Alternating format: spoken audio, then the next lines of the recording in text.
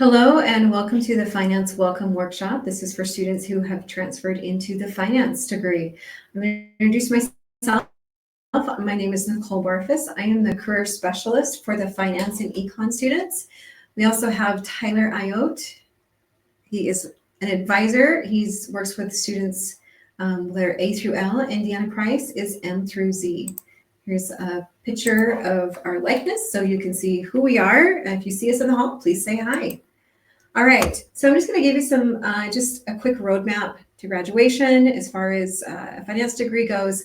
First off, I just want to introduce as a career coach, I am here to help you with anything future career related. I'm here to help you explore options, build skills, and take steps towards the life you want.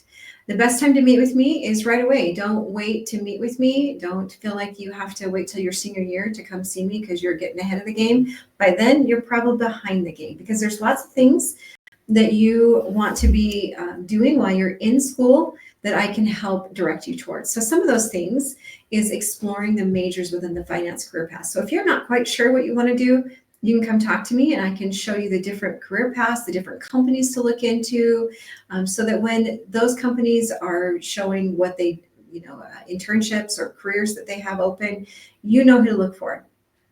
I can also help you build a strong resume and LinkedIn profile to prepare you for that. And we do really encourage you to get your resume in the business template if you're new to the Huntsman. If not, we want to just make sure if you're transferring from another degree that it matches what companies are looking for in a finance degree. I'm also here to help you find where you can look for internships, part-time jobs, and other experiences that will set you apart. I'm here to help you prepare for interviews, career fairs, and networking events, and to connect you with opportunities like employer visits, career treks, and job shadowing that can happen while you're in school. So these are just some a quick overview of different career paths in finance. As you see, I've got corporate finance, financial planning, investment managing, private equity, venture capital. It's kind of like investment banking, commercial banking, real estate, and fintech. Now, if you have any interest at all in investment banking, I would say come see me right away. Usually that's something you have to start as a freshman. So if you've been doing another degree for some time, there might be some other requirements, or you might have to extend your schooling to get that. Now, some of the minors offer that go with that is real estate and personal financial planning. If you're interested in those, you can talk to your advisor, or you can talk to me. We can give you a little bit I can talk more on the career side, and they can help you understand how that would work with your credits. So one thing that we do highly encourage you to do is to get an internship. An internship is going to help you get some real world experience with a company. It's going to help elevate your resume. So when it comes time to interview for a job, you already have some experience, and that's going to set you apart. It's also going to give you great opportunities to network with people. As it says, people hire people they know. So if you're in there working for someone and they're like, hey, we really would love you to come back. I've seen lots of students get asked to get invited to come back. And then when they're done, they get a job offer. So that's a great way to open that door. It will also give you some real experience to say, is this the kind of career that I want? Do I feel comfortable here? If you feel passionate about it, that's great, because then you'll know that that's the direction you need to go.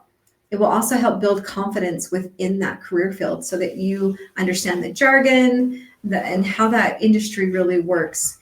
Especially when you're interviewing for jobs, it gives you an idea of what to look for and how to interview for those jobs.